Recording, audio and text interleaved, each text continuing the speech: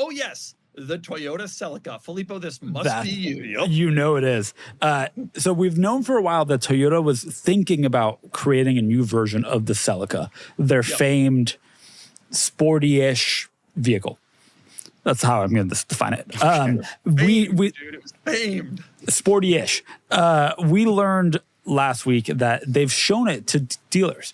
So that they've kind of shown some early design options, some early prototypes to dealer groups, which is interesting. It means that they're like, this is actually going to happen. They said a long time ago that they wanted to go back to having kind of the three core sports cars, the Celica, the AE86, which we'll call the Corolla, and the Supra. They have the Supra, they have the Corolla and GR and GR Yaris, and don't forget the GR tuned RAV4 now. And maybe they will have a fourth one. But they also have the 86. They do. That's right. I forgot about that car. So how does the Celica fit into this lineup? It does. It's unclear, and they haven't announced that much about it. So they've said that kind of all different powertrain options, electric, gas, hybrid, are still on the table, still kind of early. Although if they're at the point where they're showing dealers, it's probably pretty serious. I find the whole thing to be a little bit surprising because we were told that the only way they could justify the existence of the 86 was by partnering with Subaru. They both get one.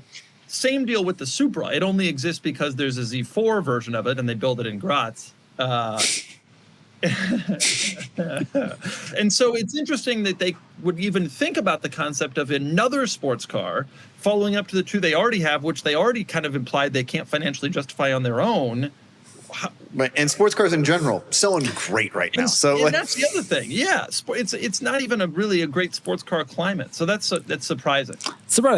We also don't know exactly what it will be. How sporty are they going? Or do they just want to go for like style and coupe, like styling, instead of it being truly a sporty car?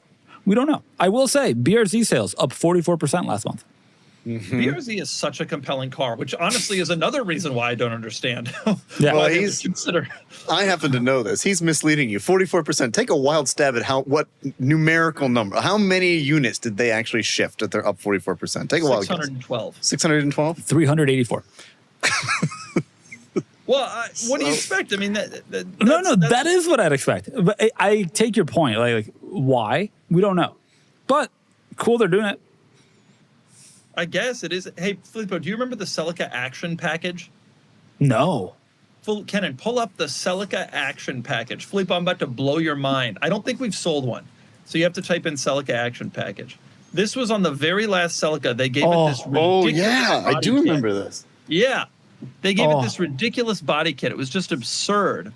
It made it look a lot sportier than the front-wheel drive, naturally aspirated 1.8-liter four-cylinder vehicle that it was. Hey, it was a good 1.8-liter, yeah? They had the best ad for this car, though. There was one parked on a street, like in a neighborhood, and an old man with a walker walks by the car, and he sees it.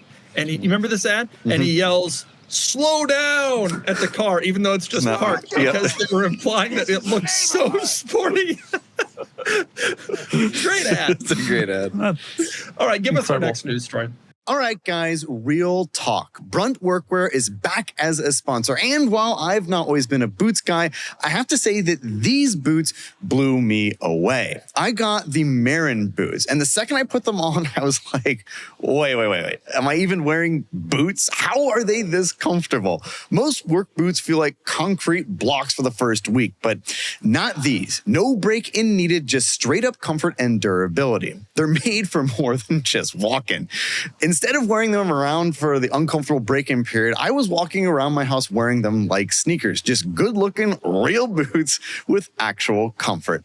Brunt was founded by a guy named Eric Gerard, and he grew up as a salt-of-the-earth, blue-collar guy and built this brand for real workers.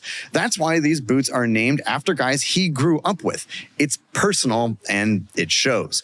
Whether you need waterproof, safety toe, pull on, lace up, Brunt's got you covered. And they've got more than just boots. Heavy-duty workwear that is built to last. Brunt didn't just make a durable work boot. They reinvented comfort for the hardest workers out there. And for a limited time, our listeners get $10 off Brunt by using code CARS at checkout. Just head to bruntworkwear.com and use the code CARS, that's C-A-R-S, and you're all set. After purchase, they will ask you where you heard about them. Please support our show by telling them that you heard about them from us and enjoy your pair of Brunt work boots.